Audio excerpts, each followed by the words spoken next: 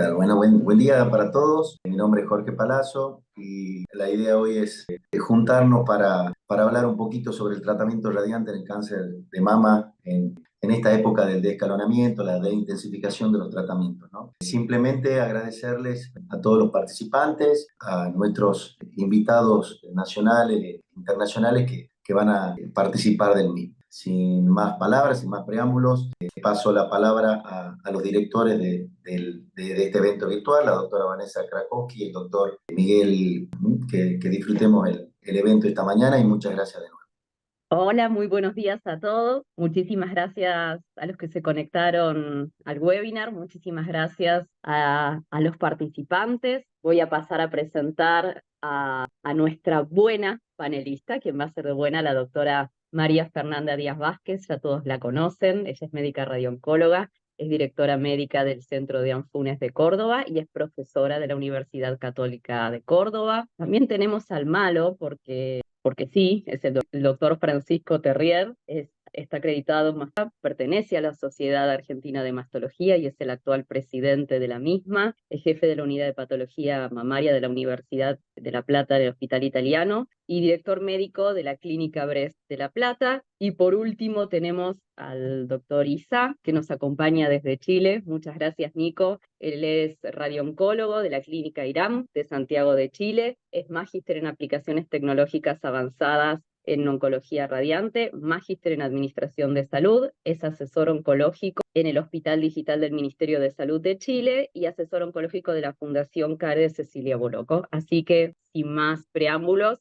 les doy las palabras al bueno, al malo y al feo. Muchas gracias. Buenos días, muchas gracias a la Satro, Vanessa, Miguel, Jorge Palazzo. Gracias por la invitación y un saludo especial a mis compañeros de equipo, Nicolás Isa, Francisco Terrier. Un gusto compartir con ustedes. Hoy me toca el del bueno. El rol del bueno es un rol para mí de mucha responsabilidad. En realidad, mi intención no es solo revisar los estudios que hay en este escenario de la desescalación o de escalamiento de los tratamientos, sino también que contemos y veamos las herramientas que tenemos que utilizar para las decisiones multidisciplinarias de nuestra práctica diaria. Para comenzar, me pareció oportuno comenzar con una línea de tiempo que muestre cuándo comienzan los estudios de escalamiento terapéutico. Vemos que a fines de los años 90 comienza con el Calcivino 2343. Vemos que en negro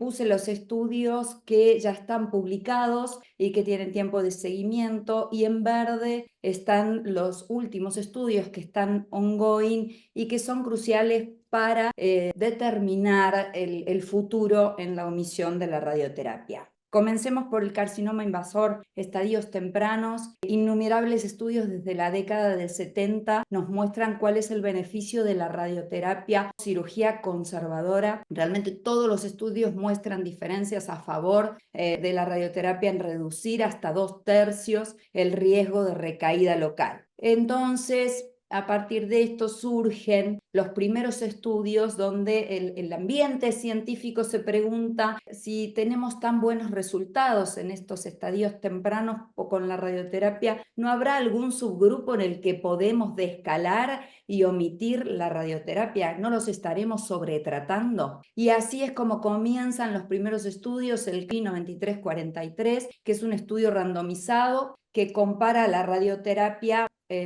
versus observación post-cirugía conservadora, ambas ramas con tratamiento hormonal. Y lo que es muy importante del CALGB es que es para pacientes añosas, pacientes de más de 70 años con tumores de muy buen pronóstico, estadios 1, con receptores positivos y con axila clínicamente negativa, ya que solo el 37% realizaron la estadificación quirúrgica. Ambas ramas usaron tamoxifeno en la misma dosis y la radioterapia fue en un esquema convencional de 25 fracciones. Los objetivos primarios de este trabajo: recurrencia local, tasas de mastectomía, supervivencia específica, metástasis a distancia y sobrevida global. Con un tiempo de casi 13 años de seguimiento, este estudio nos muestra cómo la sobrevida libre de enfermedad realmente muestra diferencias significativas a favor de la radioterapia, pero estos resultados promisorios no pudieron trasladarse a la tasa de mastectomía, metástasis a distancia o sobrevida, que fue similar con el agregado o no de radioterapia. Pero miren qué curioso, fíjense ustedes en el gráfico,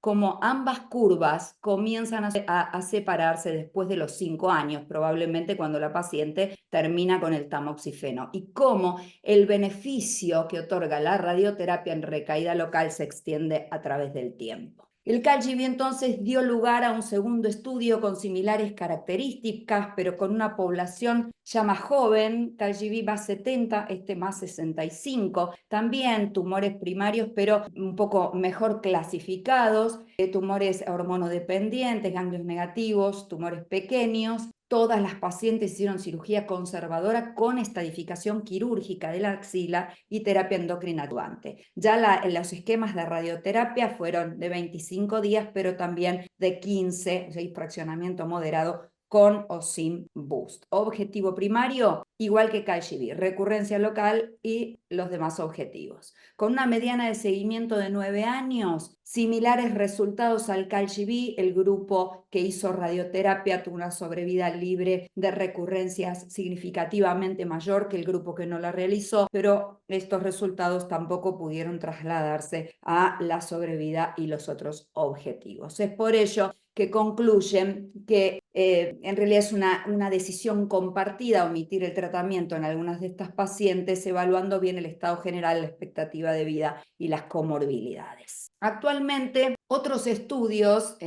comienzan, como el Lumina, en estas pacientes con subtipo luminal A, que intentan determinar el bajo riesgo no solo a través de los factores patológicos clínicos, sino también con ayuda de la clasificación molecular para poder tomar la decisión. Seguimos bajando en edad. Fíjense, mujeres posmenopáusicas, pero ya más 55, sometidas a cirugía conservadora, tumores de bajo riesgo, tumores de bajo grado, subtipo luminal, y ellos, para determinar el bajo riesgo, utilizaron 2 mediciones del Ki-67 por 2 laboratorios distintos que tenían que ser menores al 13%. Objetivo primario de este estudio, la tasa de recidivas locales a 5 años. Es comenzar que ellos usaron un límite prefijado del 5% del límite de recaída local y realmente lograron estar por debajo de ese 5%. Fíjense, 500 pacientes, la mediana de edad, si bien incorporaron pacientes mayores a 55, pero la mediana es 67,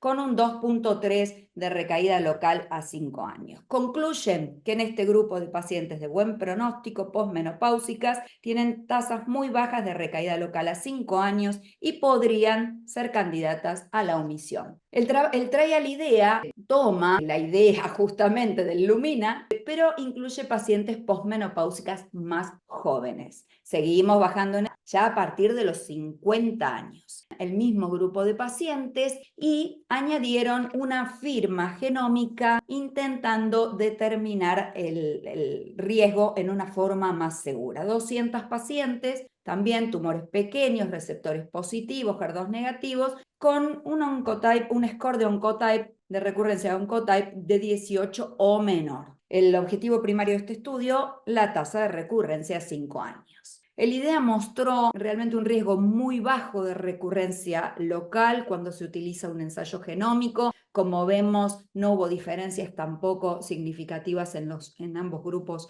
etarios, es decir, que ellos proponen que con las características clínicas biológicas, la plataforma genómica podría colaborar para la selección de los pacientes. Si comparamos un poco ambos, fíjense la edad media de las pacientes, ¿sí? Todas más 60. Como dije, un poco el IDEA incluye algunos criterios de selección más amplios, se anima un poquito más que el Lumina, porque además utiliza para determinar el bajo riesgo el score de Oncotype menor a 18. En cambio, el Lumina usa el Ki-67 por inmunistoquímica. Fíjense que pacientes obedientes todas, alta adherencia al tratamiento hormonal. Es importante tener en cuenta que si comparamos ambos estudios, que el riesgo de recaída del IDEA fue menor que el del Lumina, por lo menos hasta el momento, ¿sí? Así que parece que tener una plataforma nos ayudaría a saber el riesgo de forma más segura. Estos son los trabajos que están en curso, en omisión. El DEBRA es como el IDEA, también utiliza el Oncotype, Precision y Expert usan el PAM50, la otra plataforma para establecer el riesgo. El Hero Trial, ¿sí? Todo para pacientes HER2 de estadios tempranos con axila negativa, que responden a la quimioterapia y a los anticuerpos monoclonales y podrían prescindir de la radioterapia en el volumen mamario. Y muy interesante, sobre todo para nosotros, para los radiooncólogos, el Trial Europa. El Trial Europa es el único que desescala el tratamiento hormonal y que desescala el fraccionamiento de radioterapia. El Europa compara tratamiento endocrino versus APBI, irradiación parcial de la mama. Todo el resto de los trabajos, la radioterapia utilizada fue en 25 días o en 15, y ninguno de los trials que les mostré de escala en alguna rama el tratamiento endocrino, así que lo estamos esperando con mucha expectativa. Bueno, como les decía, el APBI, así como avanzamos en los estudios de omisión, también avanzamos en los estudios de hipofraccionamiento en radioterapia. Y hoy este grupo de pacientes de tan buen pronóstico las podemos tratar con irradiación parcial de la mama, con un control local equivalente y con una dosis cardiopulmonar de 0. Es decir, que en 5 días podemos tratar a estas pacientes, ya sean con braquiterapia, con técnicas de radioterapia externa, como propone el trial de la Universidad de Florencia, que es el que más usamos, que la tratamos una vez por día en 5 días, días corridos o días alternos, y la paciente en 5 días finalizó su tratamiento. Otra opción que tenemos para estas pacientes de buen pronóstico es el Fast Forward. Es un estudio inglés que sabemos que tiene una rama control. Ya la rama control es el hipofraccionamiento como estándar en 15 días, compara con 2 modelos de dosis diferentes en 5 días de tratamiento, y el objetivo es la recurrencia local. Los pacientes todavía un poquito más de riesgo que los pacientes que usamos para los trabajos de omisión. Y fíjense ustedes, el esquema de 26 Gray fue un esquema de no inferioridad con respecto a la rama control, ya sea en recaída local como en efectos en los tejidos normales. Es decir, que podemos usar este tratamiento en 5 días con seguridad y con muy buenos resultados. Pasemos ahora a lo que es carcinoma ductal in situ, donde también hay muchos estudios y metaanálisis que muestran que la radioterapia tiene una reducción de riesgo relativo del 50% en la recidiva local, ya sea como in situ o como carcinoma invasor. Entonces, al tener tan buenos resultados, ¿cuál es la pregunta? ¿Hay algún subgrupo de pacientes en el cual podríamos prescindir de la radioterapia porque los estamos sobretratando? Entonces, así es como aparece este primer estudio, el ICOG 5194, que es un estudio que no convenció mucho porque, si bien es prospectivo, tiene un solo brazo, evalúa 2 cortes, ¿sí? Uno con un in situ, fíjense, de bajo grado o intermedio, pero un tamaño tumoral más grande, y la corte 2 de grado alto y tumores chiquititos. Todos los pacientes cirugía conservadora con buenos márgenes. Este estudio no permitió radioterapia adyuvante y un 30% nada más hicieron tamoxifeno adyuvante. El objetivo, los eventos en mama ipsilateral, las recaídas como in situ o como invasor. Fíjense ustedes cómo para la corte 2, que es la corte que, si bien son tumores más chicos, pero de mayor riesgo, de alto riesgo, mostró un incremento en la recaída, ¿sí? Y cómo a los 15 años pasa a la curva a una meseta. También a 20 años los tumores invasores fueron, digamos, más frecuentes en las pacientes con in situ de alto riesgo. Como este estudio no convenció mucho, entonces da origen al ARTIOG 9804, que es un estudio, sí, con 2 ramas, pero específicamente para tumores in situ de bajo riesgo. ¿Y a qué llamamos bajo riesgo? ¿A qué llama el ARTIOG bajo riesgo? No solo al grado nuclear bajo, sino tumores menores, lesiones menores a 2.5 detectadas por mamografía, no palpables, con márgenes quirúrgicos amplios, ¿sí? Y todas hormonodependientes. El tamoxifeno fue opcional en las 2 ramas y la radioterapia comenzó en 25 fracciones, pero después pudieron incorporar pacientes con hipofraccionamiento moderado. El objetivo, la recurrencia como invasor o como in situ. Con una mediana de seguimiento de casi 14 años, la radioterapia mostró un beneficio significativo después de la cirugía conservadora y no se pudo determinar ningún subgrupo de tan bajo riesgo que no se beneficie con el agregado de la radioterapia. Y también proponen que justamente se evalúen las pacientes de acuerdo a la expectativa de vida que tienen. Entonces aparecen las primeras firmas genómicas que todavía son un futuro para nosotros en nuestro país, que lo que intentan es validar la firma genómica para evaluar recaídas locales en tumores in situ. Y es así como aparece el OncoDX, donde ellos muestran o proponen un DCIS score que se arma con 7 genes relacionados y son pacientes, es tejido de pacientes del ICOG 5194, que no hizo radioterapia. Es por ello que este estudio es pronóstico, pero no predictivo del beneficio con radioterapia. Entonces, como les dije, pacientes con tumores más grandes, pero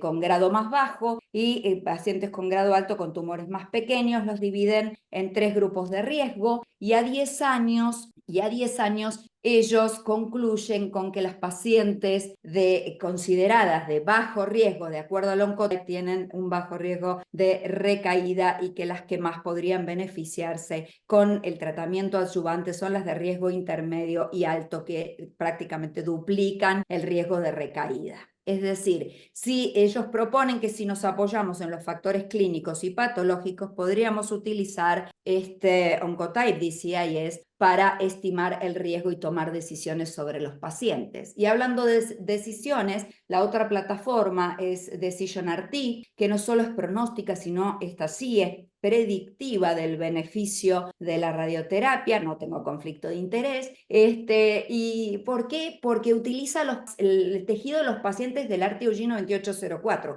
que sí hizo radioterapia. Entonces sí podemos estimar el beneficio. Ellos generan un decision score de 0 a 10, tomando como base los factores moleculares y clínicos, y elaboran 2 riesgos de acuerdo al D-score, ¿sí? Menor a 3 o mayor a 3, para riesgo bajo o riesgo elevado. Conclusiones a 10 años, que las de riesgo bajo tienen una diferencia del 1% con o sin radioterapia, pero en cambio las de riesgo elevado duplican el beneficio, o sea, tienen un beneficio significativo con el agregado de radioterapia para estas pacientes. Entonces, quiero dejarle estas preguntas para que pensemos en nuestra práctica. Omitir la radioterapia solo con los factores pronósticos y la bioquímica como propone el Lumina, sin plataforma genómica. ¿Es seguro para tomar las decisiones? La radioterapia en 5 días que propongo impacta en la calidad de vida, y las recaídas locales no impactan en la calidad de vida de las pacientes, aunque no impacten en la sobrevida. Si hablamos de toxicidad financiera, que es un tema que hoy también está muy en boga, ¿la radioterapia impacta más o menos que la firma genómica? Según los trials que vimos al principio, CALGB y PRIME, el beneficio de la radioterapia comienza a evidenciarse después de los 5 años. Lumina e IDEA tienen 5 años de seguimiento. ¿Es suficiente para hacer un cambio en el paradigma en nuestras pacientes? Y por otro lado, ¿qué pasa con la adherencia al tratamiento hormonal? ¿Podemos hacer futurología sobre pacientes potencialmente curables? 3 ejemplos de tantas mujeres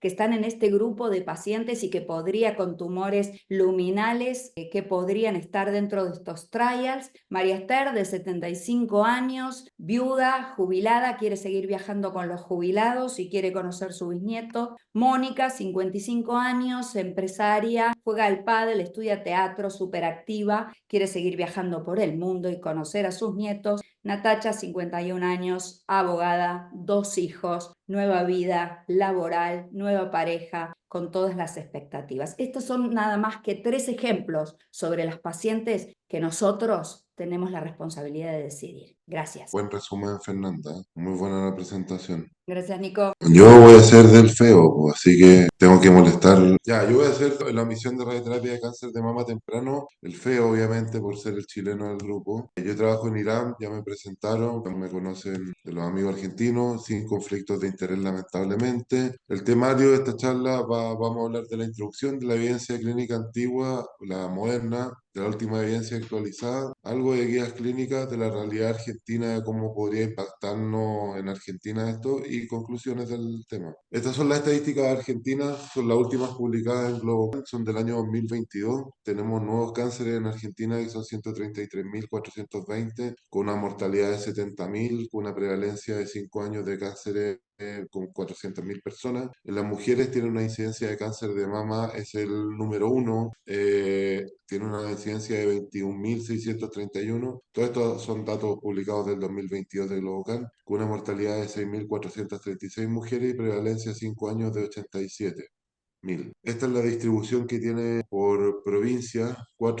Y estos son datos malos que tienen ustedes de Argentina, que 4 de cada 10 mujeres mayores de 40 años no se hace screening. Año 2016, esto es un artículo publicado por la Sociedad de Mastología Argentina, y un 32% de las mujeres de 40 a 70 años nunca se ha hecho una mamografía, o sea, casi un 33%, una de cada 3, eso es súper malo. En general, la mortalidad según la ubicación de las pacientes, se ve que las pacientes que tienen mayor lejanía les va más mal y los que están más cerca de centros de tratamientos tienen menor mortalidad, que es lo lógico. Evidencia en clínica antigua, este lo citó ya Fernanda, es un artículo publicado en el Journal National Cancer Institute que hizo un metaanálisis de 15 estudios fase 3 que si se fijan los artículos son antiguos, parten con el NSABP, el Uppsala Trial, el St. George, el escocés, el canadiense, el estudio de Milán 3. Todos estos artículos son antiguos, van del 76 al 94 y lo que muestran es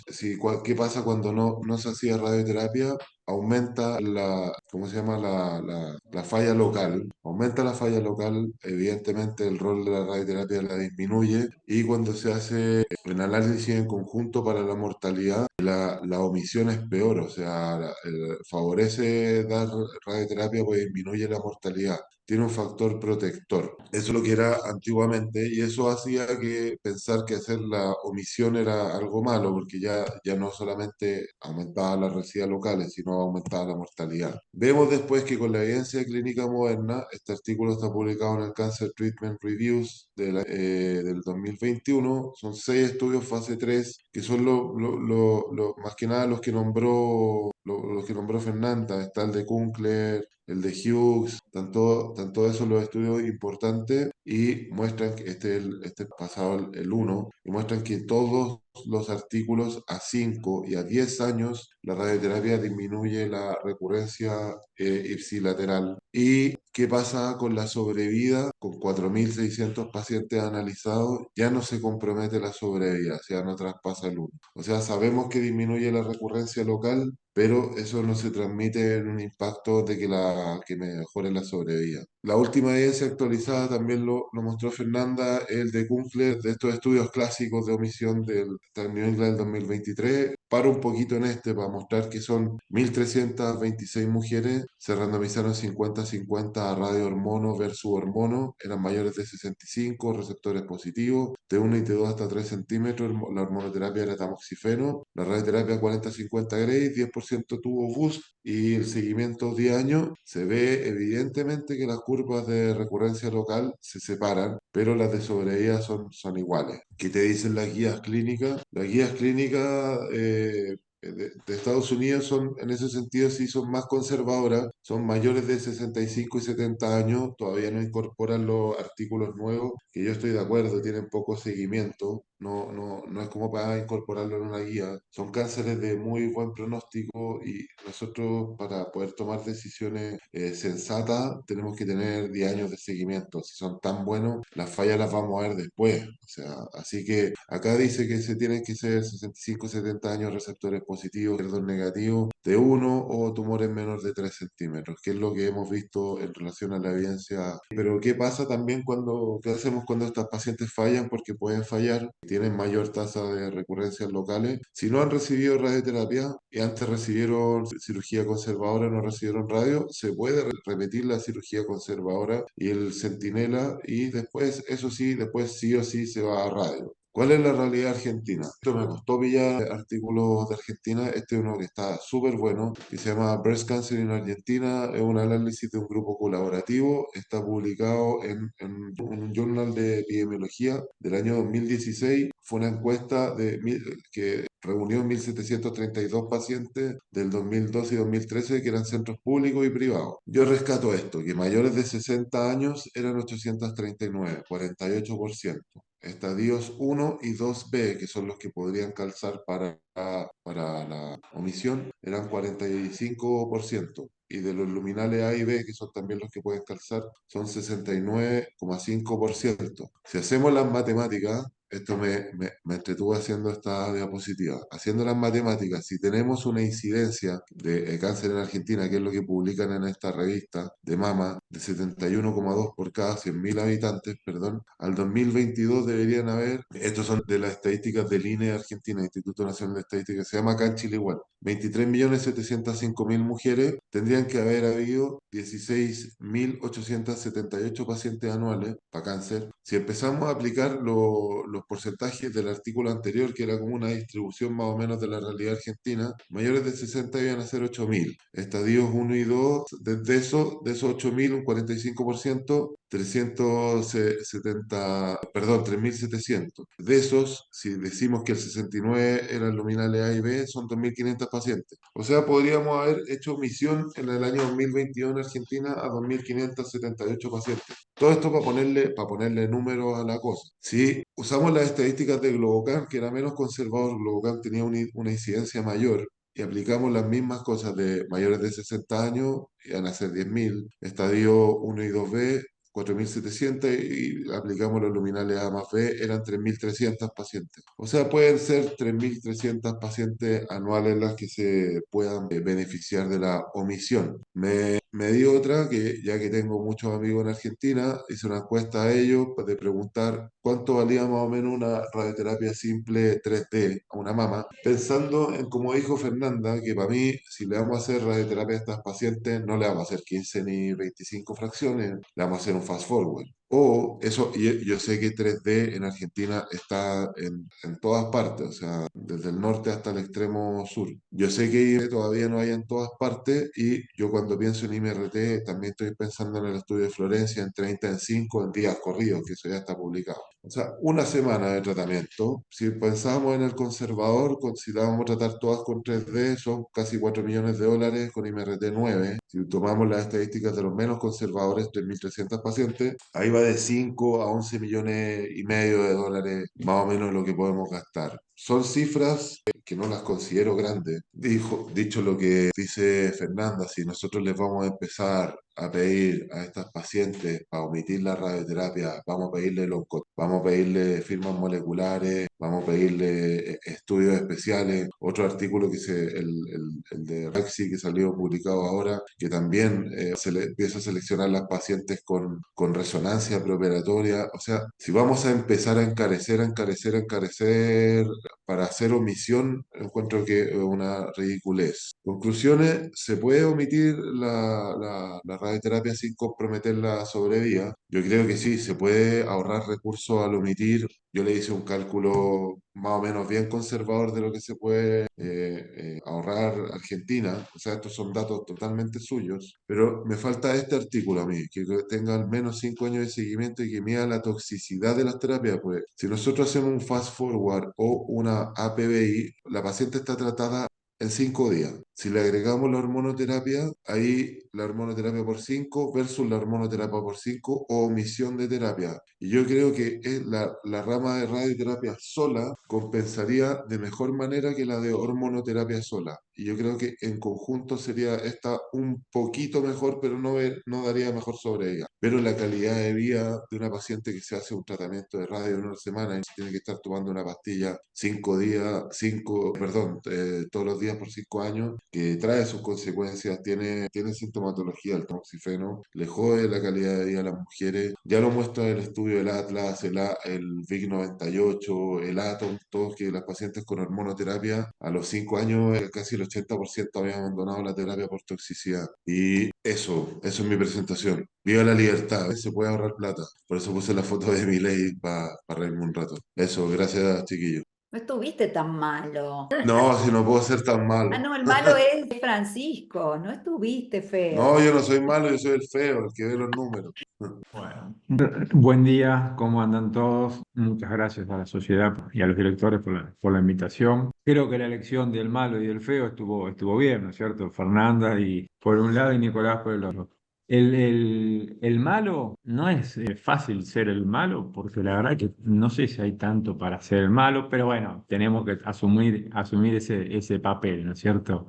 Para generar la discusión. Yo creo que, como a veces en medicina, nosotros mismos los médicos también tenemos algunas incoherencias, ¿no? Yo creo que todos estudiamos en Córdoba con Fernanda los trabajos y después los irradiamos con Nicolás en Santiago, ¿no? A los pacientes. Creo que en general, dicho así en broma, es una postura también bastante lógica, ¿no? Porque muchas veces hablamos acá mismo de trabajos de investigación y después llevar eso a la práctica de todos los días no es algo de un día para otro, ¿no? Si un médico distraído escuchar a los trabajos estos, dice al día siguiente no irradio más a un montón de pacientes. Y todos los seguimos muy interesados cuando vamos a los congresos, cuando tenemos webinars de este tipo, y después no lo llevamos a la práctica tan de un día para otro, ¿no es cierto? Es mi opinión, les pregunto también, tratando de asumir este papel de coordinador y de la discusión, y después vamos a ir tocando otros puntos a Fernanda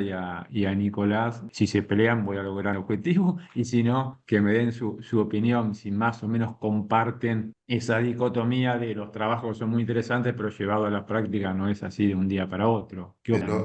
No, no, dale tú, Fernanda, primero. Sí, creo que es tal cual lo que estás diciendo. En realidad, los trabajos son muy interesantes, pero a la hora de tomar decisiones, la verdad que cuesta mucho, sobre todo porque hay que conocer los trabajos a fondo, no solo conocer los resultados, sino mirar muy bien cuáles son los criterios de inclusión. Porque en realidad a veces uno hace como entrar a un paciente en un trabajo y si no tiene todos los factores, estamos poniendo en riesgo, omitiendo la radioterapia, a una paciente que se cura y la estamos. ¿Y qué derecho tenemos nosotros a hacer eso? Entonces, yo creo que para omitir, hoy por hoy, por lo menos yo en mi práctica, siempre son decisiones multidisciplinarias, nunca lo decido sola, no quiero asumir sola esa responsabilidad y siempre está relacionado mucho con la expectativa de vida. Con la expectativa de vida, para mí sigue estando así. Hoy no omitiría a la paciente en una paciente de 50 años, como les mostré, o 55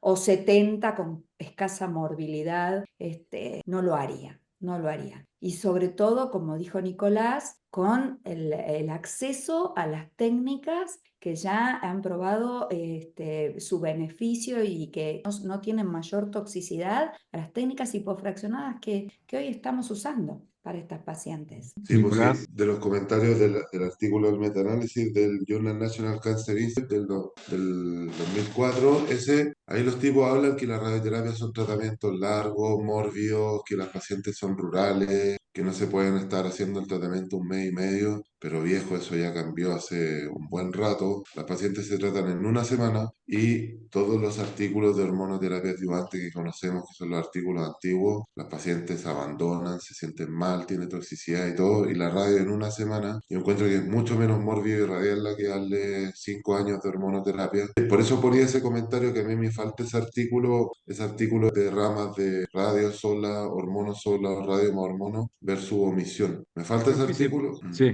continúa, por favor. Sí, no, y encuentro que los otros artículos, bueno, esta es mi opinión personal, esos que le piden tanta firma genética y firma cuestiones que son cosas súper caras, y tiene un tratamiento que vale 1.500, $3.500, que la firma genética vale mucho más cara que eso, lo encuentro una estupidez. Yo fui separando como 5 grupitos de factores como para charlar, ¿no es cierto? Porque no son en todos coincidentes tampoco y han variado con los años, ¿no? Uno es la definición del riesgo, cómo lo definimos no es en todos igual, ¿no? Después pasamos a los demás. La edad, la adherencia a la hormonoterapia me parece también importante, el hipofraccionamiento, o sea, el tipo de radioterapia o las técnicas en general. Y por último, que también creo que también suma esto y no se mencionó, la hormonoterapia extendida, ¿no? Eso se tocaría un poquito con las curvas que presentó Fernanda cuando se paran después de los 5. Ahora, si quieren un tiempito como para cada uno de esos, ¿no? La definición, por supuesto, que fue cambiando, dejando de lado la edad, ¿no? Pero de factores puramente anatómicos, los primeros trabajos, a las inmunohistoquímicas o hasta las firmas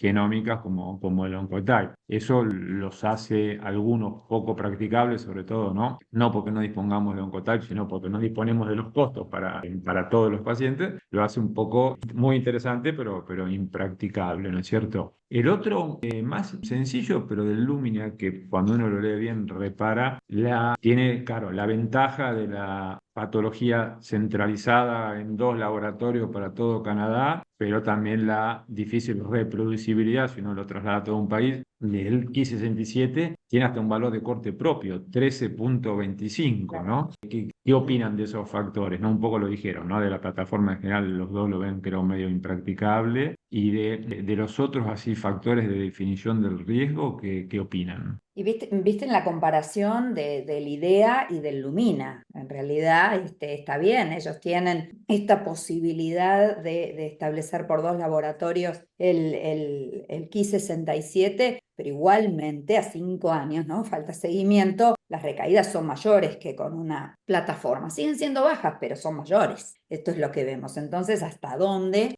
uno puede utilizar estos factores para tomar la decisión final, ¿no? Entonces, creo que esa es la gran duda, ¿cómo establecemos realmente cuán bajo es el riesgo? Siempre con el Ki-67 se habla de la heterogeneidad que tiene el Ki-67 para tomar una decisión. Y en tumores invasores, para los tratamientos sistémicos, cuando hay un Ki-67 de 20 y algo o de 20, en tumores luminales, intentan, si se puede, pedir una plataforma como para tomar la decisión. Y nosotros vamos a basarnos solamente en el Ki-67 y en los factores clínicos para determinar el bajo riesgo y no irradiarla. Me parece que no lo tomaría, porque digamos en el mundo no se toma el Ki-67 como está para establecer el bajo riesgo. Con eso y los factores clínicos para hacer un cambio en el paradigma, me parece que no alcanza. Y las firmas genómicas, como dijo Nicolás, son realmente inaccesibles.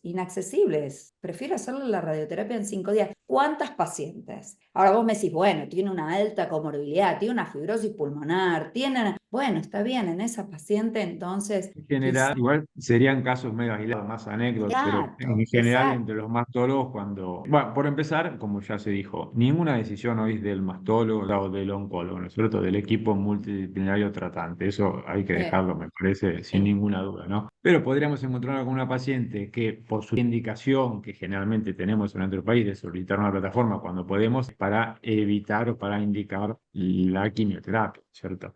Si nos encontráramos con una paciente de esas que cumple los requisitos del IDEA de ser menor de 18, a lo mejor ahí lo sumaríamos en una decisión de radioterapia, pero realmente serían anécdotas hoy sueltas, como todos tenemos la paciente de muy añosa que alguna vez nos irradió, porque reunía todas esas condiciones de comorbilidad, de distancia, ¿no? Pero no es algo para la práctica, creo yo pensarlo de esa manera, ¿no? No son decisiones para tomar a la ligera, que eso es lo que yo quise, por eso me sentí con esa responsabilidad, porque digo, la verdad que si de esta charla sale la gente diciendo, entonces voy a omitir, no, ¿para qué me irradié? Realmente creo que no estamos en condiciones de decir eso, yo no me atrevo, ¿no? O sea, realmente creo que son demasiados, por lo menos en nuestra práctica, esos pacientes. Y la gracia de tener estos artículos como el de Florencia, el Fast Forward, que si tú piensas que antes los pacientes se trataban en 25 sesiones, o sea, se comían 5 semanas de tratamiento, ahí te caben 5 pacientes de las de ahora, porque en una semana terminando, en el tiempo de una paciente trataste a 5.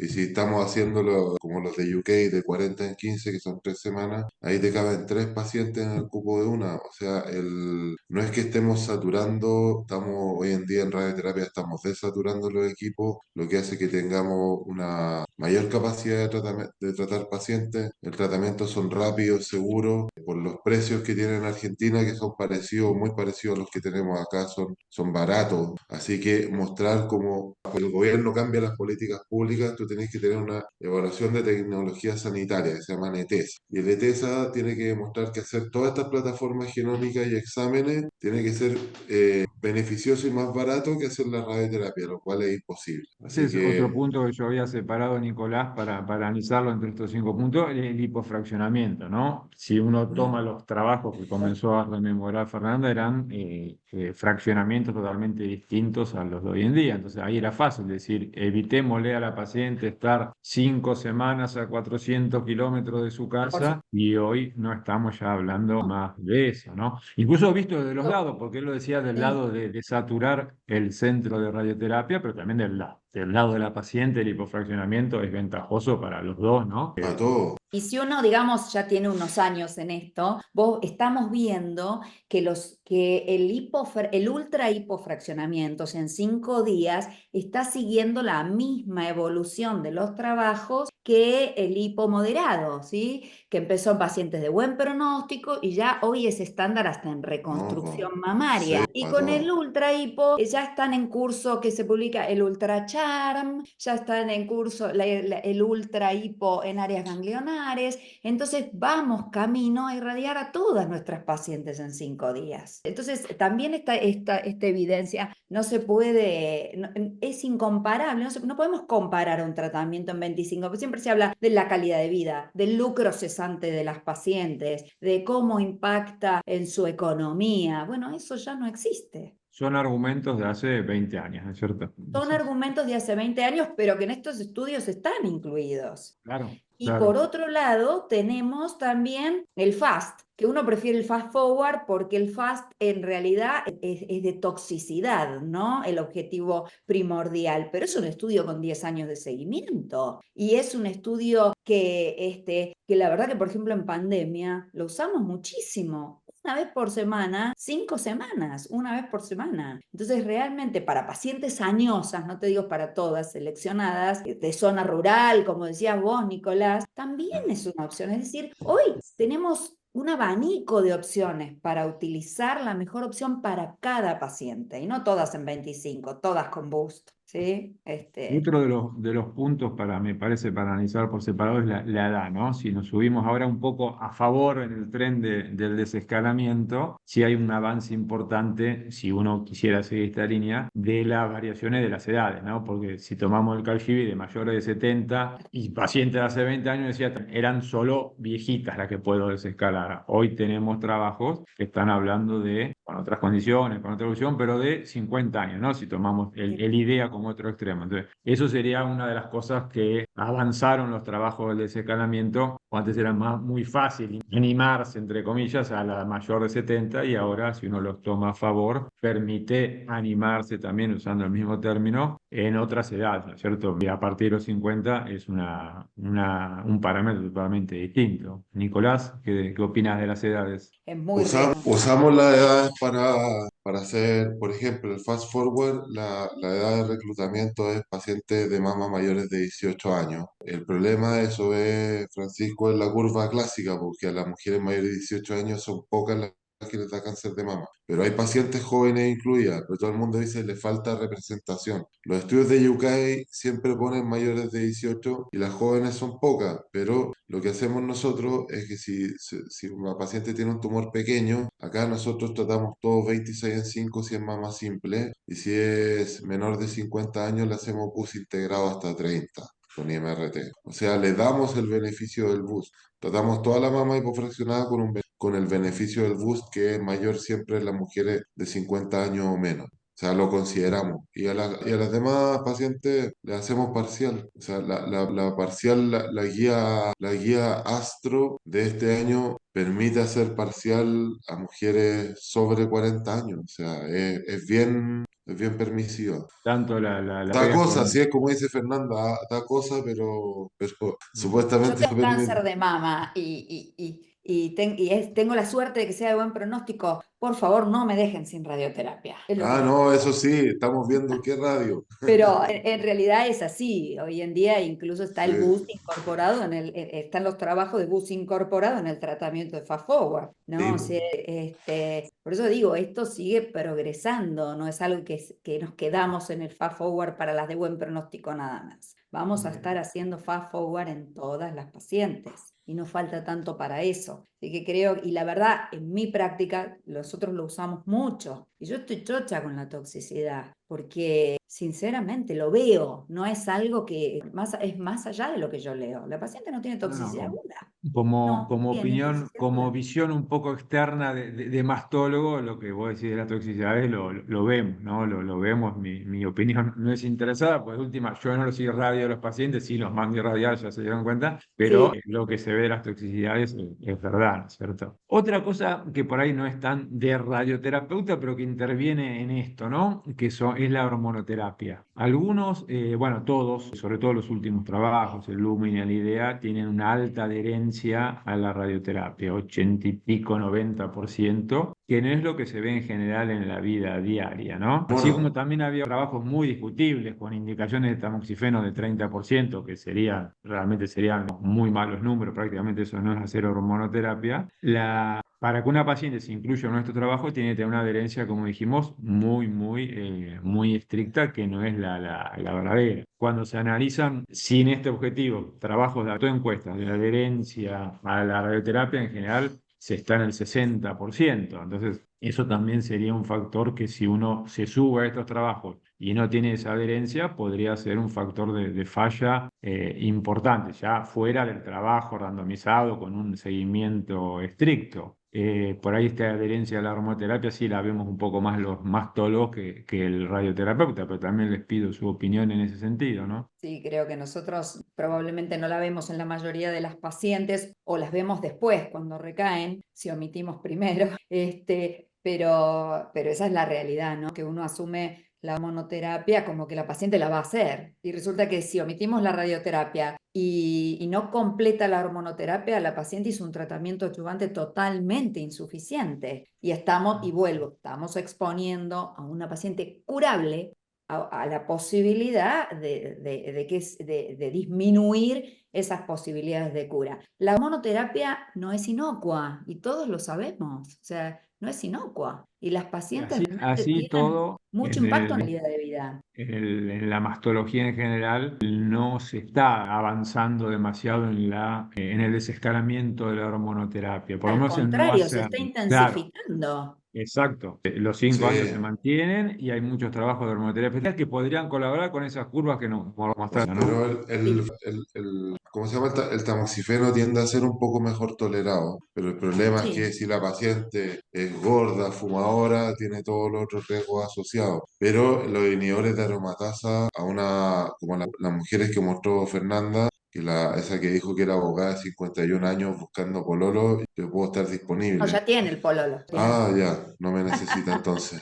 Por Por ahí lo todavía. podés No, pelear, si no eso... andaba bien en la foto, pero si tú le das a esa mujer un inhibidor de aromatasa, le haces pedazo su calidad de vida sexual. No, es verdad Transforma que en... tienen un perfil de toxicidad diferente uno del otro, ¿no? Y en lo sexual podríamos decir que los dos, ¿no? Para esa mujer en particular. Pero por ahí, Claro, Claro, pero cómo sí, impacta en la calidad. la Sí. hormonoterapia extendida se está extendiendo justamente, ¿no? Por ahí sí, como para meternos un poquito en el tema, lo que se ha desescalado un poco y ya hay trabajos de cierto peso, no es en no dar radioterapia, como había algunos de los brazos, que creo que sería bastante inconveniente, sino en los esquemas de tamoxifeno a bajas dosis. Eso sí es un avance que Claro, todavía... exacto. Muchos tumores in situ hoy de bajo riesgo se están tratando con el esquema de Minitam, ¿no? Y realmente me parece que eso va a impactar. Entonces, ¿por qué en este subgrupo de pacientes de tumores invasores con muy bajo riesgo no se puede intentar de escalar la terapia hormonal, ¿no? Esa sería una de las preguntas que a mí me surge también. Claro, pero un desescalar en intensidad, no en no darla. Yo seguiría ese, Pero ¿no? sí de Claro, escalar, no es lo mismo 3 años que 5, no es lo mismo 5 miligramos día que 20. exacto. Sin duda Esos no son los. impactan de la misma manera, ¿no? No, no, los trabajos son de in situ hasta ahora nomás, pero no Sí, impactaron contra y sí impactaron fuertemente en tolerancia de las pacientes y eso mejora la adherencia, ¿no? Cuando mejora la tolerancia, mejora la de la adherencia. adherencia, por supuesto, estamos de acuerdo. Hablamos en general de todos los trabajos de invasor inicial, ¿no? Vos, Fernanda, habías presentado algunos de los específicamente de in situ. Creo que por ahí no hay demasiado diferente para tomarlo como un grupo diferente a los in situ, pero como ya nos quedan 2 minutitos, de in situ en particular, ¿alguna otra consideración de los dos, Nicolás, que no lo tocaste por otro Sí, lado, Fernanda? no, No, yo no lo toqué porque lo encontré, como les dije antes, una ridiculez tocarlo, porque cualquier plataforma vale más caro que el tratamiento. bueno, más que clara la Yo opinión de estoy de Nicolás. acuerdo, pero también en mi práctica cotidiana veo que hay como más tendencia a omitir la radioterapia en los in situ que en los invasores. Entonces eso también me preocupa, porque fíjense el beneficio del 50% en recaída local en los in situ. Entonces dicen, no, pero un in situ, no conservadora, pero es de bajo grado, pero que sea de bajo grado no quiere decir que sea de bajo riesgo. Otro, Estamos hablando otro, de lo mismo. otro parámetro habitual en los in situ, siempre recordar que el 50% recae como invasor, ¿no? Sí, Claro, por po. supuesto. Y no se puede predecir quién va a recaer como invasor. No hay factores pronósticos con el que uno pueda predecir cuál va a recaer como invasor. Entonces,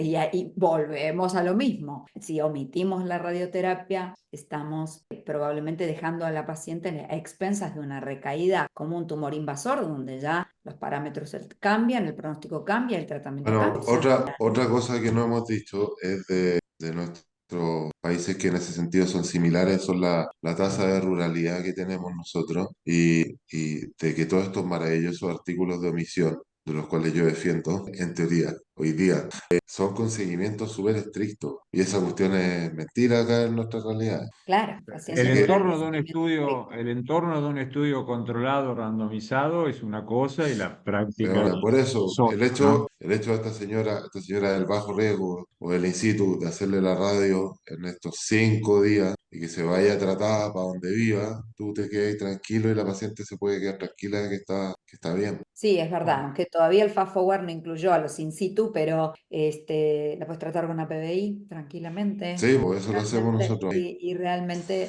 la paciente, pero bueno, la verdad que para hacer un buena PBI necesitamos que los mastólogos nos pongan clips y la verdad que eso es una tarea nuestra en la cual insistimos día tras día. Por lo menos, por eso es bueno el equipo multidisciplinario, los comités para presentar pacientes y decir, yo entiendo que por ahí económicamente no podés ponerle clips a todo, pero esta por favor ponele porque le podemos dar un beneficio muy grande con la radioterapia adyuvante. ¿Sí? Si no, se la tengo que hacer en creo. 15 días. No creo que no se pueda poner un clip, creo que es una cuestión más de educación e información que en el ambiente mastológico a veces se ve, porque yo puedo decir, en mi grupo ponemos 5 clips siguiendo uno de los protocolos franceses desde hace ya como 10 años, pero Claro. uno sabe que alguno, pero me parece que más que por el costo de un clip es una cuestión de formación y de instrumentar equipos multidisciplinarios que por el solo costo de un clip, a lo mejor si se ponen 5 puede ser, ¿no? Una pena, porque realmente podemos hacer algo mucho mejor y mucho más conveniente para la paciente de esa manera, ¿no? No, no, en el ambiente mastológico no hay ninguna charla que los radioterapeutas invitados siempre nos recuerden Siempre el metemos tema ese de. bocadillo. Sí, sí, Son pero pocos los en que se algún dan ámbito puede cuenta de faltar, la uy, esto es muy importancia. repetido, pero en otros todavía es verdad, no es repetido, es verdad que falta.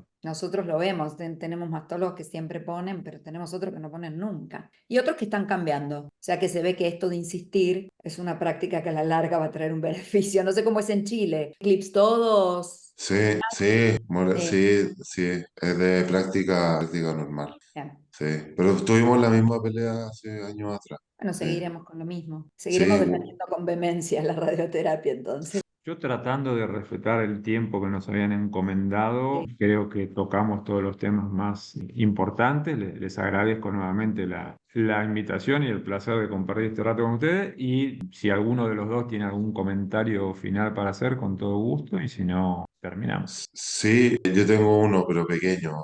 Las últimas dos copas que peleamos Chile y Argentina, en las dos primeras fases, Argentina nos ganó 1-0 y después empatamos a 0 en la final y le ganamos a penales. Yo creo que esta puede ser la tercera vez que le ganemos a penales y sería una maravilla. No hay dos Perdón. sin tres o la tercera es la vencida, depende de cómo. Hay preguntas hay un par de preguntas en el Eso, Soy de Junín, del Centro de Terapia Radiante. Mi nombre es Alicia. Hola, Alicia. Bueno, en el grupo incluyeron Caraboquiris, doctor Caraboquiris. ¿Cómo estás, Ale? En el grupo incluyeron estadios 2B. Dice, ¿qué conclusión tienen en ese subgrupo? Gracias, dice. No, los trabajos son en general T1N0, ¿sí? Sí, o menores de 3 centímetros, algunos, pues calzan en el T1, 2. T2, pero N0. Sí, Pero Si no, a N1. Sí, sí, sí. En donde se incluyeron algunos pacientes con N1 es en el Fast Forward y los estudios y algunos pacientes hicieron incluso irradiación de posmastectomía en el Fast Forward e irradiación ganglionar. ¿Sí? Es un número chico, pero bueno, y los estudios para estos estadios están en curso en 5 días y vamos camino a eso, sin duda. Y después hay otra pregunta. Saludos a los ponentes. La consulta para carcinoma in situ siempre o en algún caso no dar boost. Bueno, la verdad es que de acuerdo a los trabajos, en las pacientes consideradas de bajo riesgo postmenopáusicas, uno puede omitir el boost, ya sea secuencial o integrado. integrado. Pero el trabajo del grupo australiano, el Big 0307, mostró que en el grupo de pacientes no bajo riesgo, es decir, no bajo riesgos de acuerdo al RTOG 9804, ellos compararon, son 4 ramas de randomización que compararon el tratamiento en 25 versus 15 y con y sin boost en las 2 ramas. Y si bien hubo mayor induración en la rama que hizo boost, las pacientes no bajo riesgo tuvieron beneficio en la recaída local. Así que por lo menos lo que hacemos nosotros siguiendo este estudio randomizado, nivel de evidencia 1, es en las premenopáusicas, tumores no bajo riesgo, hacemos boost. Y en las posmenopáusicas, tumores de bajo riesgo, omitimos el boost. No sé, Nico, ¿qué es lo que vos Sí, pensás? más o menos parecido. Así Sí. que, bueno, como para cumplir con todo. Ya, pues yo les agradezco mucho la invitación. Bueno, gracias, un placer compartir con ustedes y un cariño a todos. Igualmente. Bueno, muchísimas gracias a los participantes del primer módulo. Lo vamos a dar por concluido. Vamos a pasar a la segunda parte. Vamos a darle la bienvenida a la doctora María Cristina Leonardi. La invitamos a sumarse a nuestro Zoom. Ciao, dottoressa, come stai? Bene, bene, grazie. Grazie per for the invitation. I'm very happy to stay with you and talk about this very topic, local regional radiotherapy after neoadjuvant treatment. So, okay, let's start.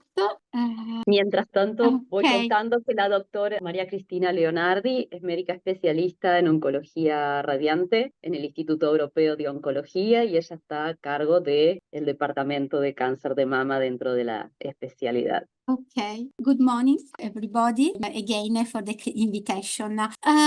So there is a general feeling that the radiotherapy after neosystemic therapy should be based on maximal stage at diagnosis and stage definitive surgery. Radiation must be like Janus, the tooth god in mythology, who keeps one on the initial clinical stage and the other one on the final pathological stage. And here the problem is precise definition of initial clinical stage, because sometimes with the difficulty obtaining complete information to build of the tumor.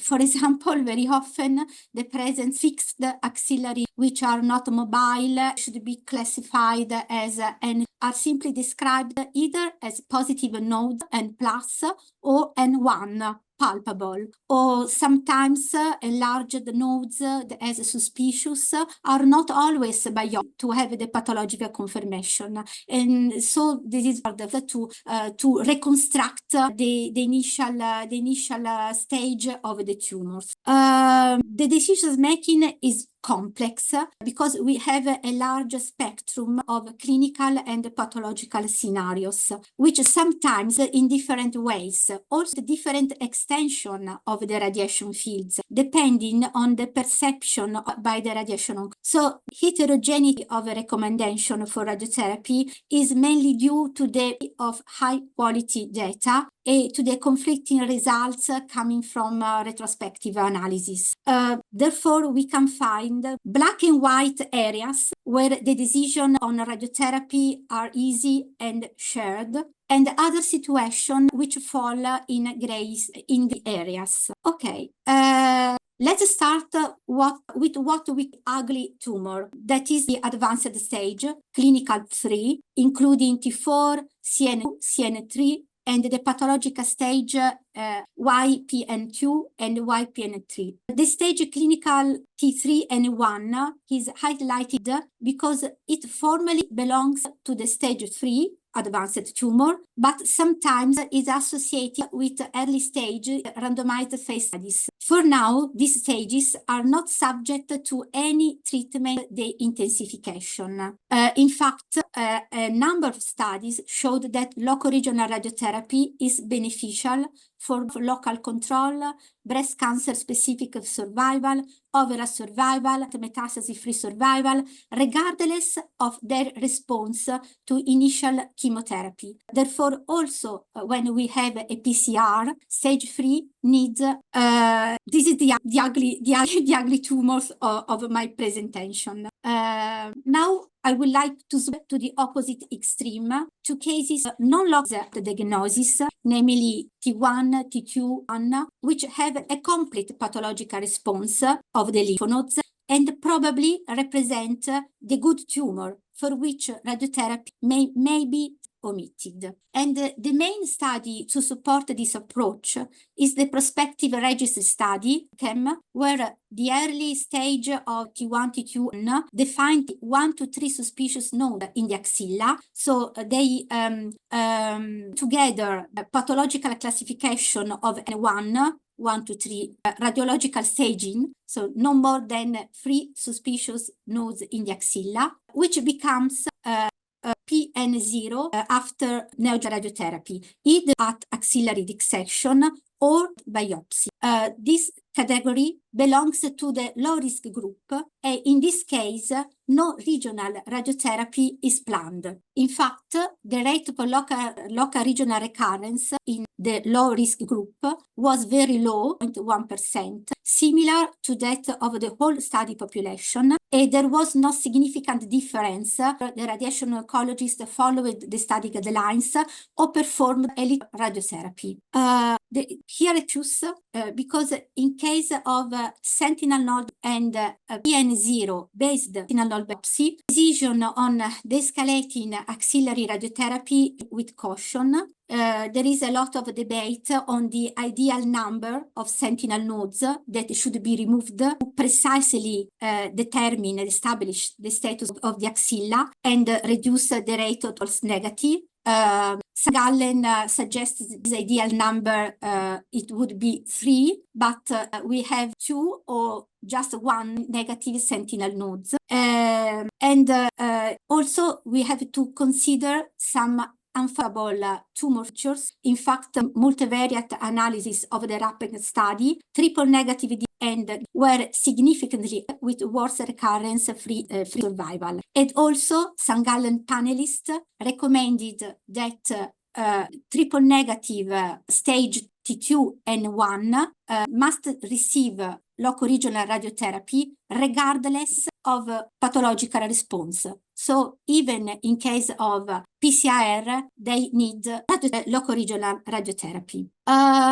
I can't avoid mentioning the study presented San Antonio conference last year, the study, which it's a game-changing trial. The trial randomized patient with T1, T3 CNS cancer with a complete nodal pathological response, either with axillary dissection or sentinel node, to receive adjuvant regional nodal radiation or not after neoadjuvant systemic therapy. The two arms very well balanced in terms of PCR in the breast, type of surgery, tumor sites, molecular subtype, with a large proportion of negative hormonal receptors. No statistically significant differences were observed, not only in invasive breast cancer recurrence-free survival, which was the primary of the study, but also in any survival endpoint across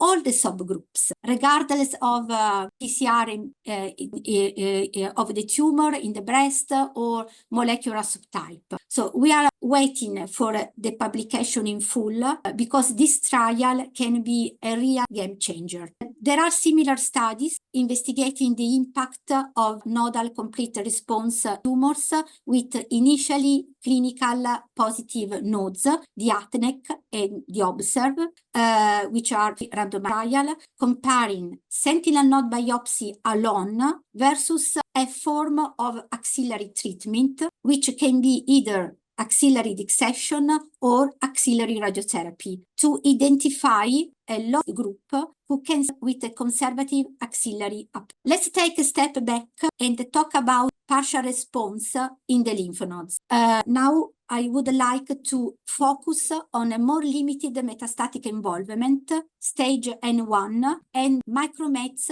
or isolated tumor cells in the lymph nodes.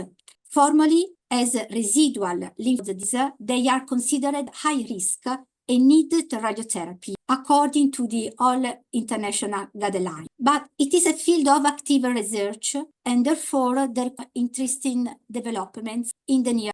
Let's start with N1, YPN1. The international recommend, in this case, axillary dissection and radiotherapy to any portion of the axilla. Somewhat unconventional is the approach of study. According to the study, YPN1 assessed by axillary dissection is considered as an intermediate risk group and does not need regional nodal radiotherapy. Conversely, the whole axilla from level 1 to level 4 is irradiated when YPN1 is defined only sentinel node, because in this case it's considered at risk. And their approach goes against the mainstream. According to the St. Gallen consensus and the Lucerne consensus panelists published in 3, YPN1 after neosystemic therapy is preferably managed with axillary dissection, followed by radiotherapy to the level axillary 3 and 4. When axillary nodal is omitted for some reason, radiotherapy to the axilla, including the first and the second levels, can be an alternative option. This is under investigation by several randomized trials. The standard approach consists of axillary followed by radiotherapy to the undissected axilla, that is level 3 and level 4. This standard is compared to the experimental arm, no axillary dissection, and radiotherapy to the whole axilla, adopting the approach of the Amaros trial in the surgery. These trials test the hypothesis that chemotherapy-resistant lymph metastasis has as radiosensitive as chemotherapy-naive disease. The RADI is the only that supports the omission of regional node radiotherapy after axillary dissection in YPN1. Some studies show that the benefit radiotherapy in reducing local regional recurrence in case of YPN is higher when unfavorable tumors are present, such as grade 3, lymphatic or non-luminal molecular subtypes. Even the RAPECAN trial found that grade 3 and negative hormonal receptor are worse prognostic factors. So, therefore, for the time being, YPN1 is the bad tumor. And in presence of unfavorable tumor features, it becomes even worse. And in radiotherapy, local regional radiotherapy. And what about the even more limited metastatic involvement, such as micrometastatic or isolated tumor cells?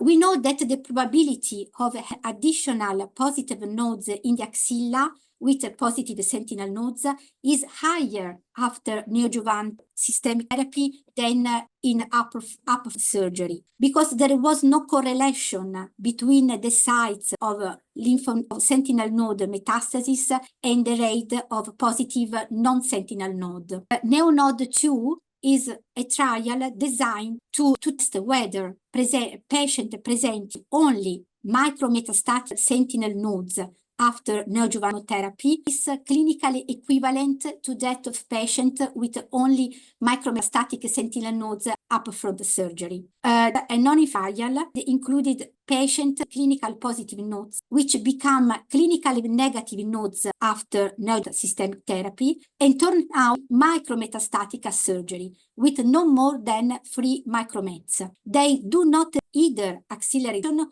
or regional node radiotherapy, just sentinel node biopsy, and they will be compared to pathologically negative nodes as standard treatment, standard arm. Data are confirmed about the significance of micromets or isolated tumor cells. Some studies demonstrated that the patient with this kind of nodal involvement had diagnosis comparable to that without any pathological metastatic in terms of disease survival or overall survival, irrespective of tumor type. Conversely, other studies reported that the axillary macro is associated with poor prognosis than nodal PCR.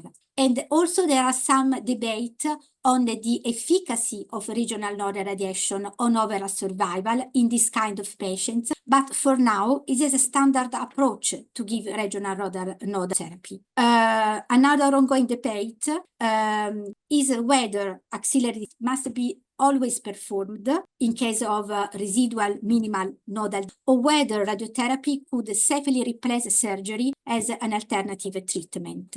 In the RAPChem, the absence or presence of additional risk factors classify the YPN1 with micromets as intermediate risk, requiring irradiation only of the first and second axillary levels, or high risk, requiring irradiation of the level 3 and level 4 the axilla, respectively. So in this case, radiotherapy is a must, and we have to investigate if regional radiation can be forward when the de-escalation is performed.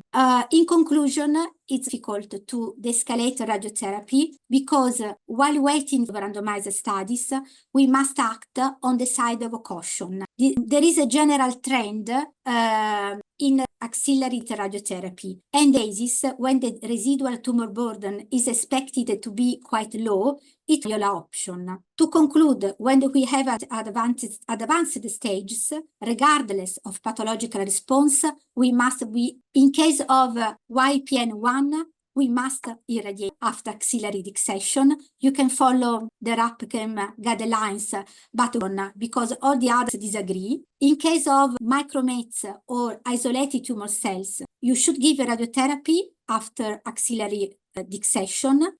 Also, you can give radiotherapy alone. It's a consensus among the St. Gallen panelists in regarding. In case of YPN0, radiotherapy is probably not needed. Finally, we'd like to mention the trials investigating the omission of one of the two local, either surgery or radiotherapy, which are a part of the traditional algorithm for breast cancer treatment after achieving a complete response to the tumor to neoadjuvant chemotherapy. In a trial from USA, surgery is omitted after radiological complete response and pathological complete response assessed by multiple vacuum assisted biopsies. And in another trial designed in the Northern Europe, radiotherapy after surgery with a complete pathological response of the tumor. Following the lead of this study addressing the role of exclusive radiotherapy, also designed a similar study, but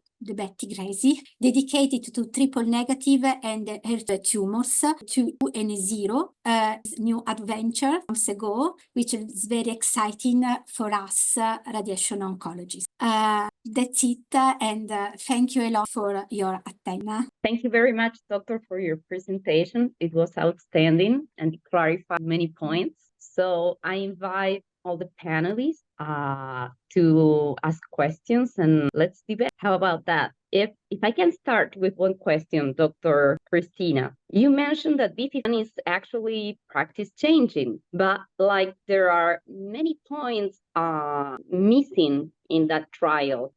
One is follow-up, short follow-up. The other is that it's like two studies in one. On one hand, you have whole breast where you can either irradiate nodes or not, but on the other side, you have mastectomy where it's either you irradiate everything or nothing. So it's like two different studies in one. Also, I still can't understand why triple negative, they have like outstanding results when you expect that it has the worst prognosis. And it doesn't mention lymphovascular invasion, doesn't mention grade 3. That sometimes for us, radiation oncologists, when you have a gray, it's to make a decision to either irradiate or not regional nodes. And I have some other questions, but let's start with that. Do you still practice change? Yes, the follow-up is relatively short, so we have to wait for a long follow-up. I think that the messages this trial is putting across is very important. In the light of availability of new drugs, we have to prolong the list of these patients. So we have to balance the control of local therapy, which is very important for some subgroups, but maybe the magnitude of the improvement is not so big for other subgroup of patients, especially when we consider the new pharmaceutical agents that come in play for this patient with very long period of I just thinking of in CDK inhibitors or immune inhibitors or so on.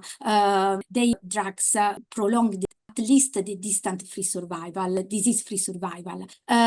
So you are right when you say wait for a longer follow-up, but that the pathological response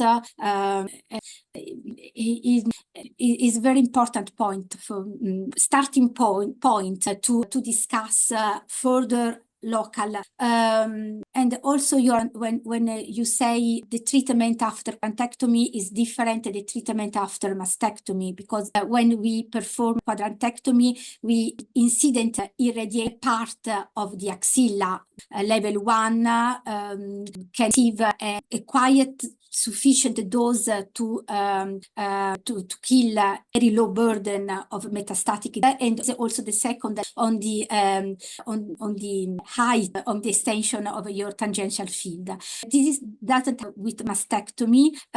So we saw it and things that the upfront surgery, because in case of micrometastatic node in our institution we don't irradiate the child, so we don't have any effect micrometastatic nodal disease potentially left in the axilla.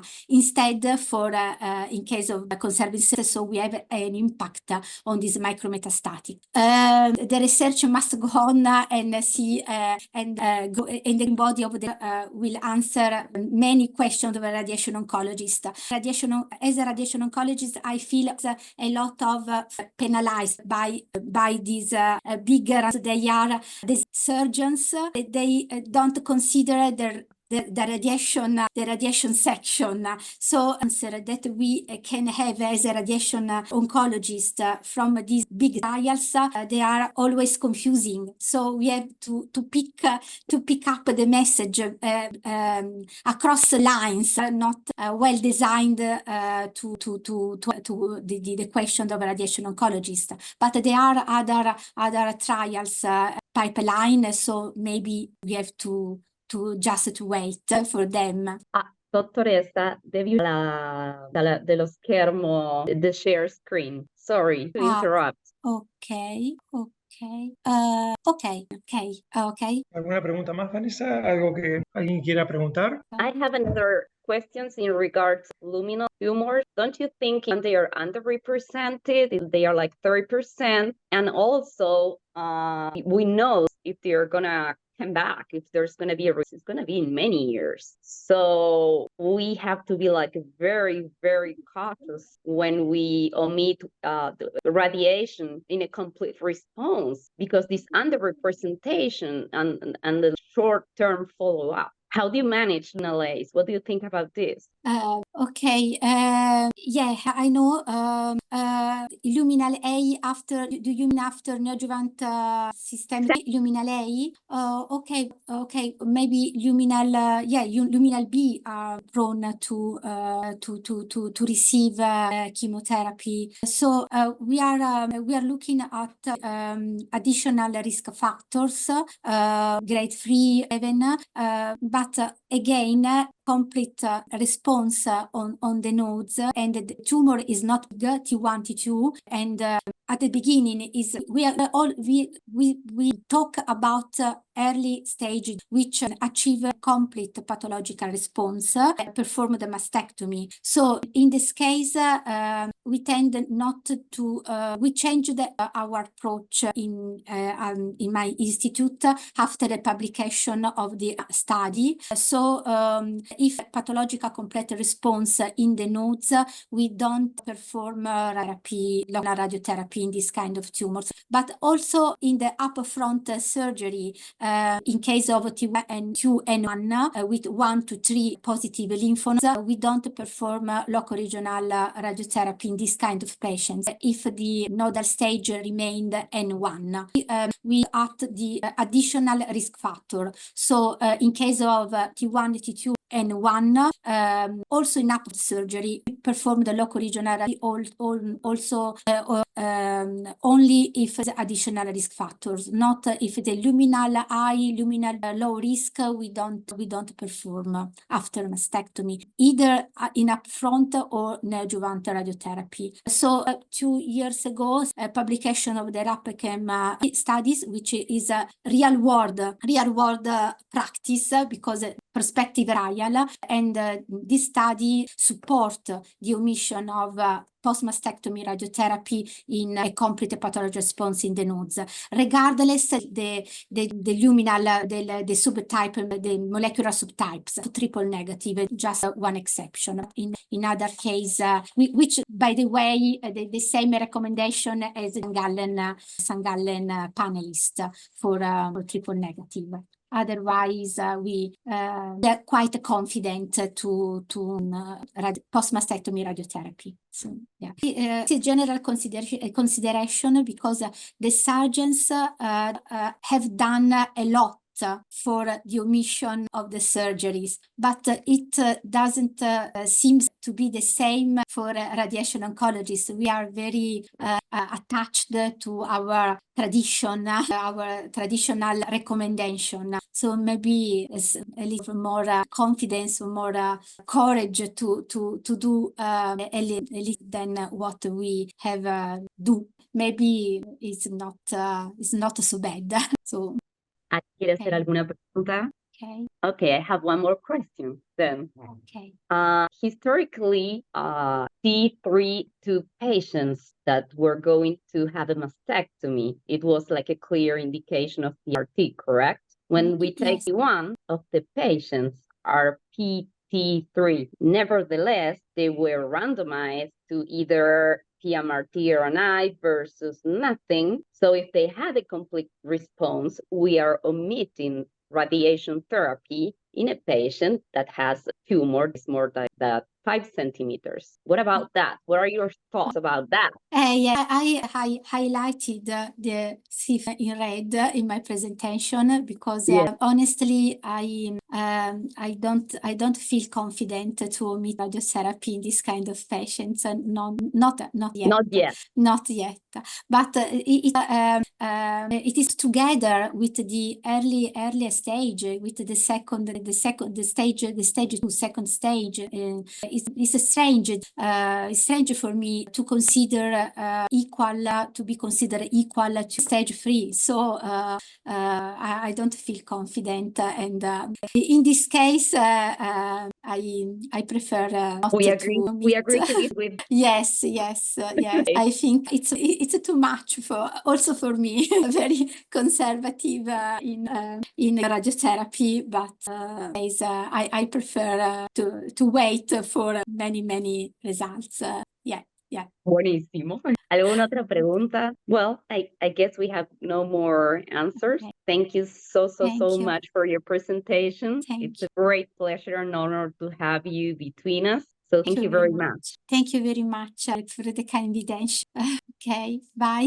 Arrivederci. Arrivederci. Have a nice continuation. Thank you. Bueno, Vanessa, hemos terminado, ¿no? Hemos terminado. Bueno, más que nada, a todos los panelistas, a todos los que se presentaron, a la doctora Fernanda Díaz Vázquez, a Nicolás Isa, por supuesto, a María de Leonardi, muy claro, todo, excelente las presentaciones, y creo que acá de todo lo que escuchamos hoy es que nadie puede tomar una decisión por sí solo en un consultorio. El trabajo en equipo creo que es lo que nos va a llevar a generar pacientes. Así que no mucho más. No sé, Jorge, si vos querés comentar algo, y si no, muchísimas gracias. Felicitarlos por las exposiciones y bueno, la verdad que muy bueno esta horita de debate. Muchas gracias a todos por la participación. Muchísimas gracias. Hasta luego. Gracias a todos. Gracias, hasta luego. Lindo día Un a todos. abrazo, gracias por todo, que estén bien.